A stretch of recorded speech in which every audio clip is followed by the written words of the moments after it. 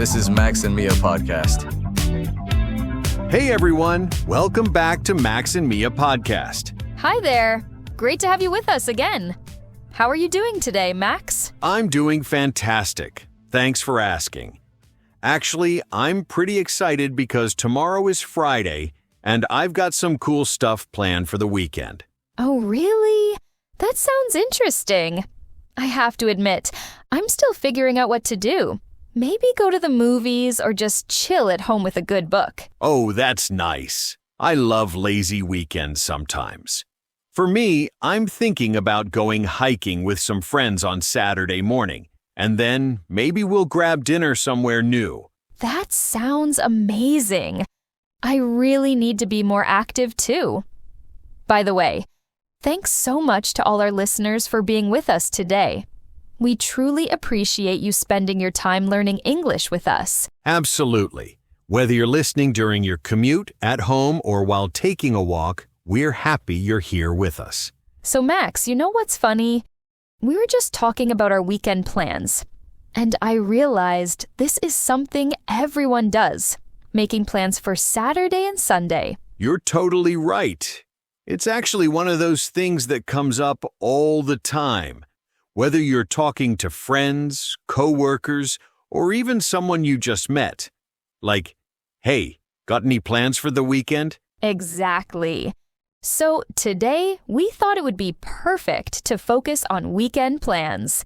We'll listen to some real conversations, learn useful vocabulary, and help you feel more confident when talking about your own weekend activities. Sounds like a plan. But before we listen to our first conversation, let's go over some key vocabulary that will help you understand it better. Great idea. Mia, why don't you start us off? Sure. Vocabulary preview. The first word is catch up. This means to spend time talking with someone you haven't seen in a while, sharing news and updates about your life. For example, I'm going to catch up with my old college friend over coffee this Saturday. Perfect. And I'd add that you can also use it when you want to get updated on something you missed. For example, I need to catch up on my favorite TV series this weekend because I'm 3 episodes behind. The second word is spontaneous. This describes doing something without planning it in advance, just deciding to do it in the moment. For example, we made a spontaneous decision to drive to the beach when we saw how sunny it was. Exactly. And spontaneous people are usually really fun to be around. For example, my sister is so spontaneous. Yesterday she called me and said, "Let's go to that new restaurant right now." The third word is cramped. This means a space that feels too small or crowded, where you don't have enough room to move comfortably. For example, he worked in a cramped little office with barely enough space for his desk and chair. Good one. You can also feel cramped when there are too many people in a small space. For example, the bus was really cramped during rush hour. I could barely move my arms. Number 4 is wind down. This means to relax and calm down after a busy or stressful period. For example, after a long week at work, I like to wind down by taking a hot bath and reading. That's so important. You can also use it when activities or events are finishing gradually. For example, the party started to wind down around midnight when people began leaving.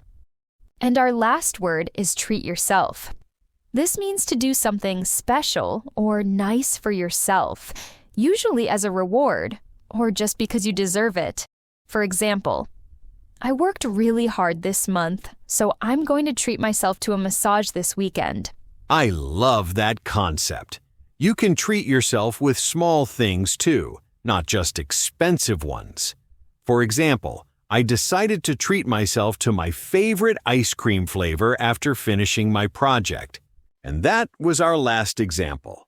Now let's jump into our first conversation and see how many of these words you can catch. Hey, Caitlin.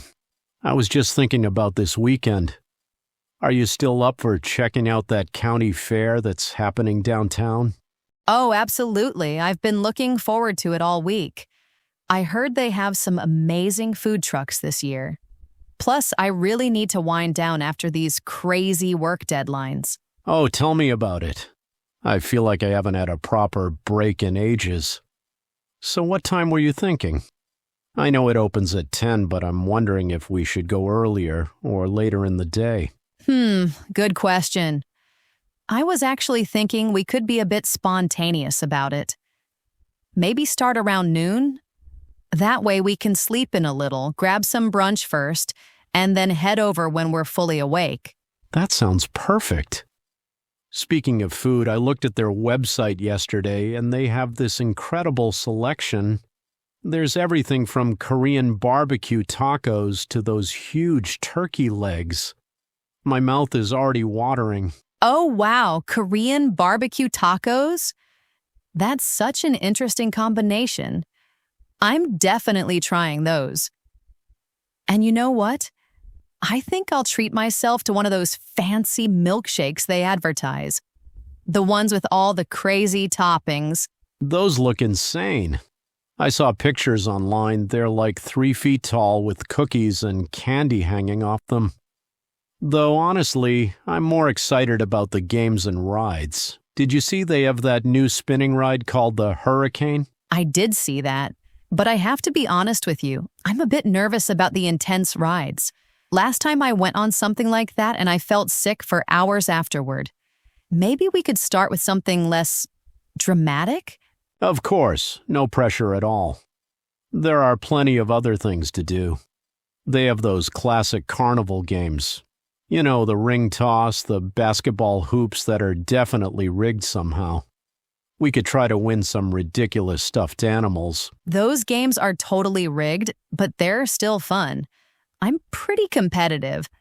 So, I'll probably end up spending way too much money trying to win a giant teddy bear or something like that. That's what makes it entertaining, though.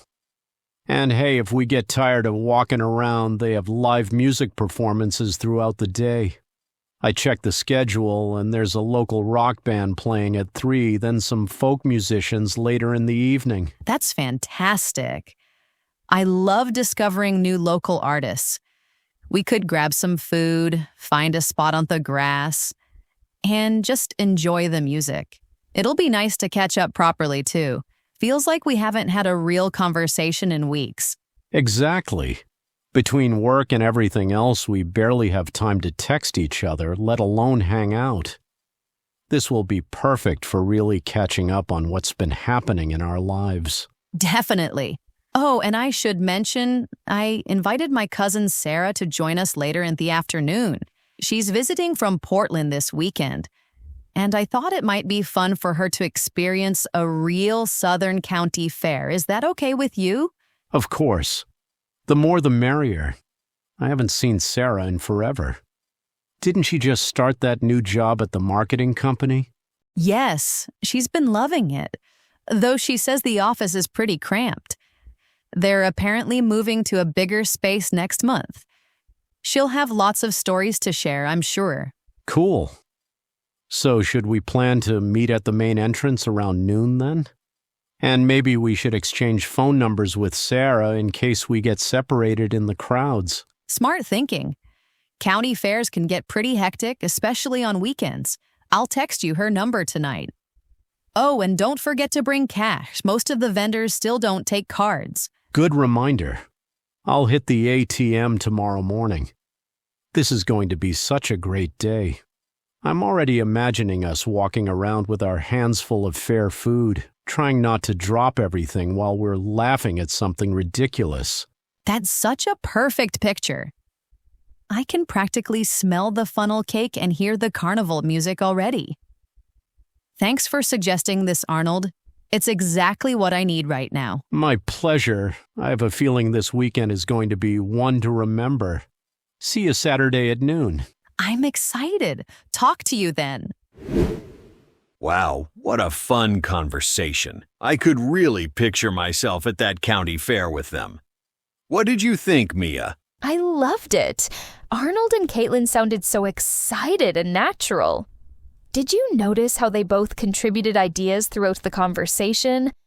It wasn't just one person making all the plans. Absolutely! That's such a great point. Like when Arnold suggested going to the fair, Caitlin immediately added her thoughts about the food trucks and needing to wind down. It felt like a real partnership in planning. Exactly. And I really appreciated how honest Caitlin was about the rides.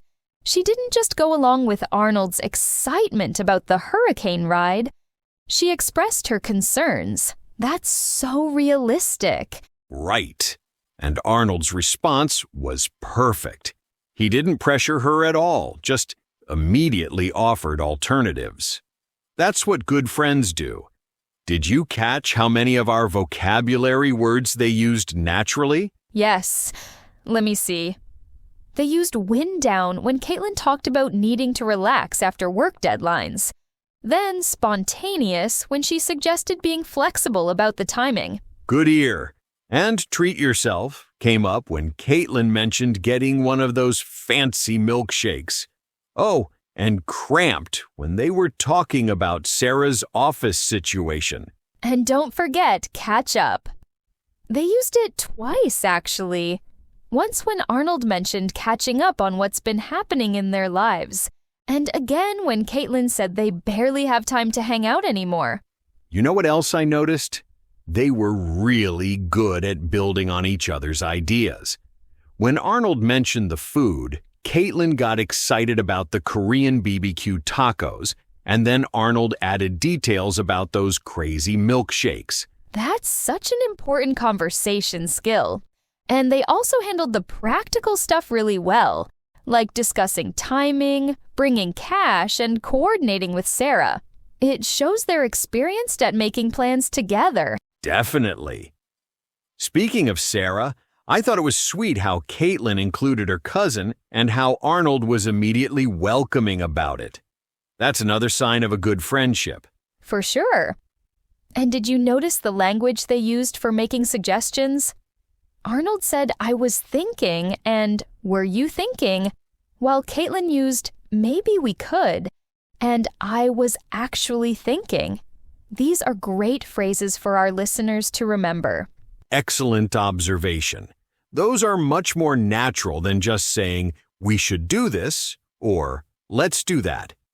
It makes the conversation feel more collaborative and less demanding. Exactly. And they both showed enthusiasm in different ways. Arnold was more focused on the activities and rides, while Caitlin was excited about the food and music. It shows how people can share excitement while having different interests. That's so true. Plus, they both acknowledge potential challenges.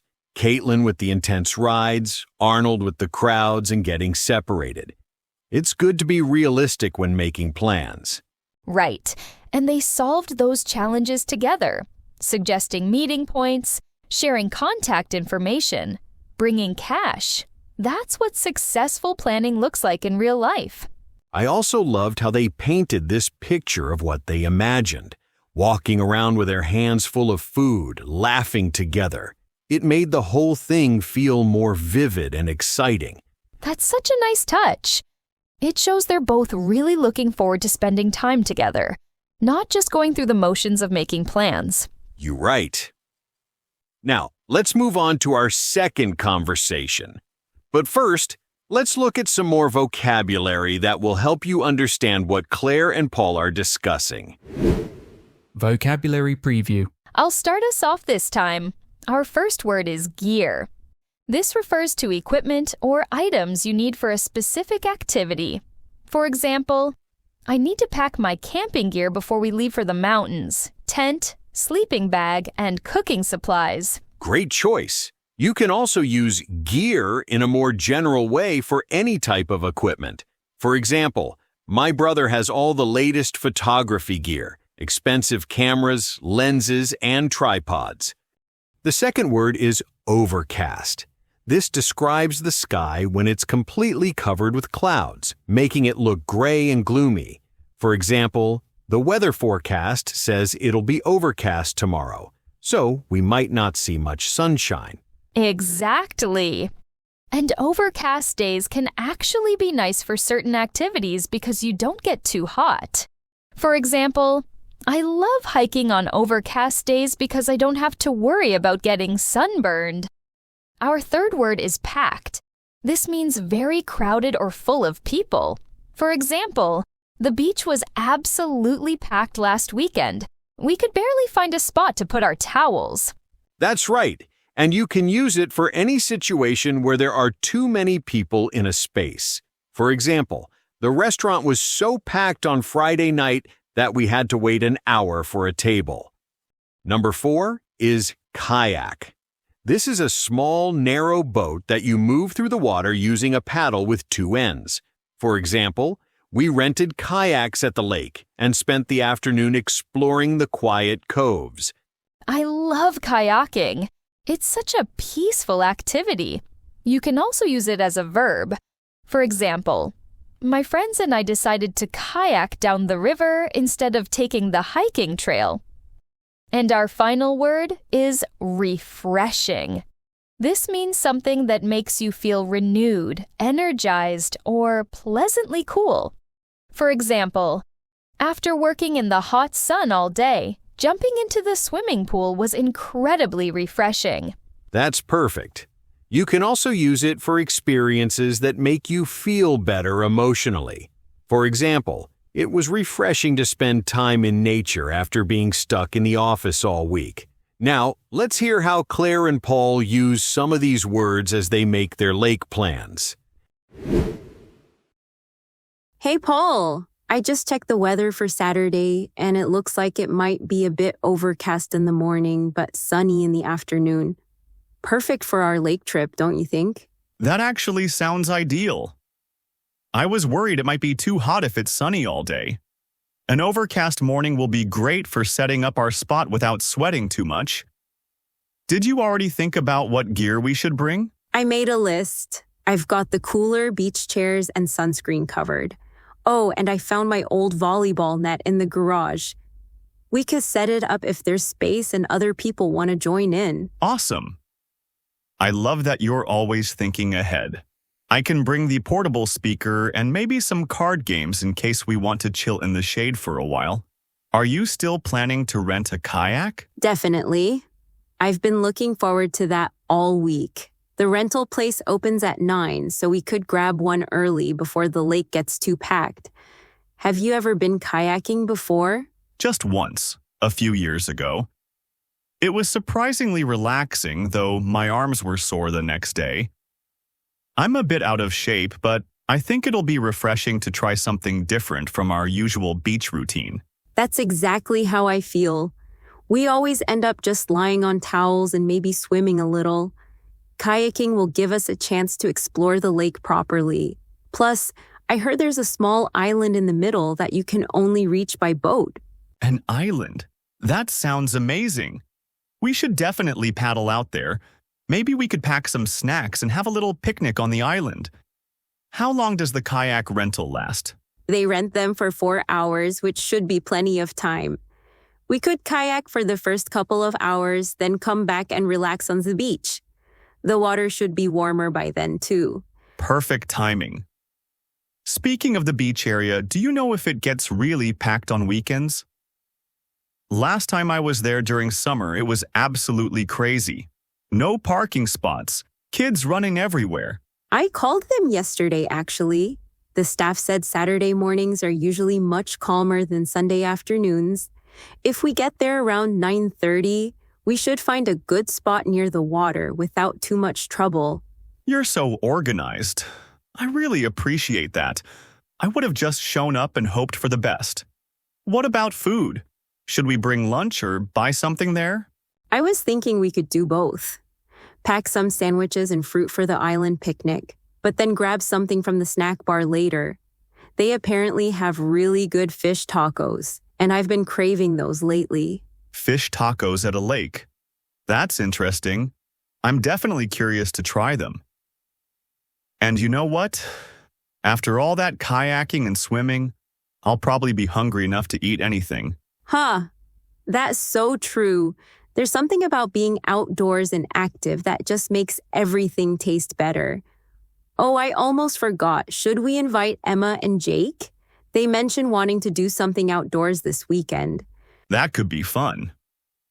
Though I'm kind of enjoying the idea of just the two of us exploring the lake. We haven't had a proper catch-up in ages, and it might be nice to have some quiet time on the water. You're absolutely right. We can always plan a group trip another time. This will be our chance to really talk and enjoy the peaceful side of the lake. Plus more room in the kayak for our gear. Exactly. And if the weather stays nice, we might even see a beautiful sunset over the water. I should bring my camera to capture some of those moments. Great idea. I'll make sure to pack some extra batteries for you. This is going to be such a refreshing change from our usual weekend routine. I can already picture us paddling around that island, discovering hidden spots. I'm getting excited just thinking about it. Thanks for planning all this, Claire. Saturday can't come soon enough. My pleasure. See you bright and early at the lake. What a lovely conversation. Claire and Paul sounded so enthusiastic about their lake adventure. I could really feel their excitement building throughout the chat. Me too. What struck me most was how well they balanced planning with spontaneity. Claire was super organized with her lists and phone calls, while Paul brought this relaxed, go-with-the-flow energy. That's such a good observation. And they complemented each other beautifully. Like when Paul worried about his fitness level for kayaking, Claire immediately reassured him and focused on the fun aspects instead of making him feel bad. Exactly. That's what I call supportive friendship. Did you notice how they used our vocabulary words? Overcast came up right at the beginning when Claire was talking about the weather forecast. Yes, and she used it in such a natural way, explaining how overcast weather would actually be better for setting up. Then Paul mentioned being refreshing when talking about trying something new instead of their usual routine. Good catch. And packed was perfect when Paul was worried about the crowds. He painted such a vivid picture of his previous experience. No parking, kids running everywhere. We've all been there. Absolutely. And they used gear multiple times. Claire talking about her list of equipment, and then again when discussing kayak space. It's such a useful word for outdoor activities. Right. And kayak appeared both as a noun and a verb, just like we explained. They talked about renting a kayak and then kayaking to the island. It's great when our listeners can hear words used in different ways. What I really loved was how they handled the decision about inviting Emma and Jake. They didn't just say no, they talked through it and realized they wanted quality time together. That's such mature communication, and it shows they value their friendship. They made it clear it wasn't about excluding others, but about having meaningful one-on-one time. Exactly. Plus, they were really good at building on each other's ideas. When Claire mentioned the island, Paul immediately suggested a picnic there. When Paul wanted to bring his camera, Claire offered to pack batteries. That's what I call collaborative planning. They also did a great job mixing practical details with exciting possibilities, food, timing, and equipment, but also sunset photos and exploring hidden spots. And they were honest about their concerns too. Paul admitted he was out of shape. Claire acknowledged they always do the same beach routine. That honesty made their enthusiasm feel more genuine. Definitely. I also noticed they used different ways to express future plans. I'm planning to, we could, should we, and might. That's really helpful for our listeners to hear natural variations. Good point. And they showed appreciation for each other throughout. Paul thanking Claire for being organized, Claire acknowledging Paul's ideas. It made the whole conversation feel warm and positive. That's what makes planning with friends so enjoyable. They turned a simple lake trip into something they're both genuinely excited about. Well, everyone, that brings us to the end of today's episode about weekend plans. I hope these conversations gave you some great ideas for your own weekend activities. And more importantly, I hope you picked up some useful vocabulary and phrases for making plans with your friends in English. Remember, the key is to be natural, supportive, and enthusiastic. Absolutely. Whether you're planning a county fair adventure like Arnold and Caitlin, or a peaceful lake day like Claire and Paul, the important thing is to communicate openly and build on each other's ideas. Before we go, let's quickly review those vocabulary words one more time. From our first conversation, catch up, spontaneous, cramped, wind down, and treat yourself. And from our second conversation, gear, overcast, packed, kayak, and refreshing. Try using these words in your own weekend planning conversations. We'd love to hear about your weekend plans too. Leave us a comment below and tell us what you're doing this weekend. Are you trying something new and spontaneous? Or are you planning to wind down and relax? And don't forget to like this video if it helped you and subscribe to our channel for more English learning content. We post new episodes every week. Thanks so much for spending time with us today. We really appreciate all of you who are working hard to improve your English. Keep practicing, keep planning, and keep having fun. Until next time, have an amazing weekend, everyone. See you soon!